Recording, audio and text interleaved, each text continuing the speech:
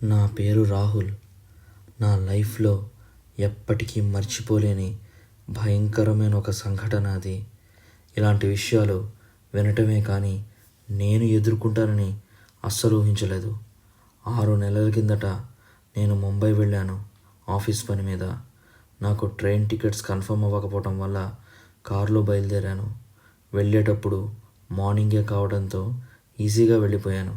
కానీ రిటర్న్ అయ్యేటప్పుడు మాత్రం ఎర్లీగా స్టార్ట్ అయినా కూడా పెద్ద వర్షం ఉరుములు. దారి సరిగ్గా కనపడక చాలా లేట్ అయిపోయింది. Mumbai to Goa highway Kashedi ghat national highway 66కి ఎంటర్ అయ్యాను. హైవేకి వచ్చేసాం. బెంగళూరు ఇంకా ఫాస్ట్గా వెళ్ళిపోవచ్చని అనుకున్నాను. ఆ దారి అంతా చుట్టూ చీకటి. ఆ దారిలో ఒక్క వెహికల్ కూడా కనిపించలేదు. నాలో ఏదో తెలియని భయం స్టార్ట్ అయింది. అలానే మెల్లిగా వెళ్తూ ఉన్నాను.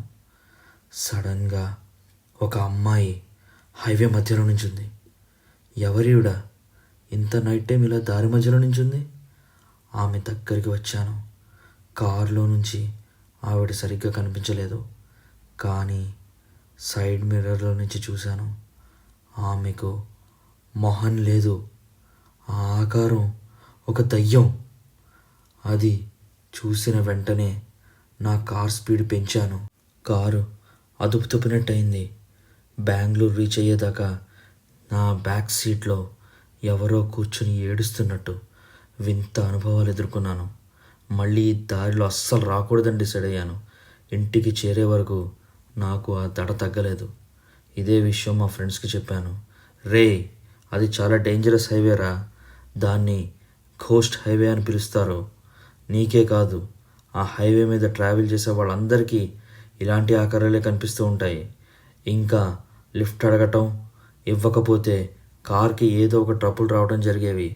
ఈ రోడ్ గురించి చాలామంది కథలుగా చెప్పుకుంటారు. చాలామందికి బాడీ ఇంకా ఫేస్ మీద స్క్రాచెస్ కూడా పడతాయంట. చాలా డేంజర్ రా బాబు ఆ హైవే. నువ్వు చాలా లక్కీరా, నీకేం కాకుండా వచ్చావు. ఈ హైవేకి ఇంత స్టోరీ ఉందా, నాకు తెలియదు.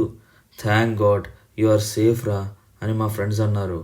అవునరా, కానీ నా లైఫ్లో ఈ రోజును మర్చిపోలేను. అతి భయంకరంగా ఉందిరా దయ్యం. మా కంటెంట్ మీకు నచ్చినట్టయితే please like, share and subscribe to our channel. Thank you.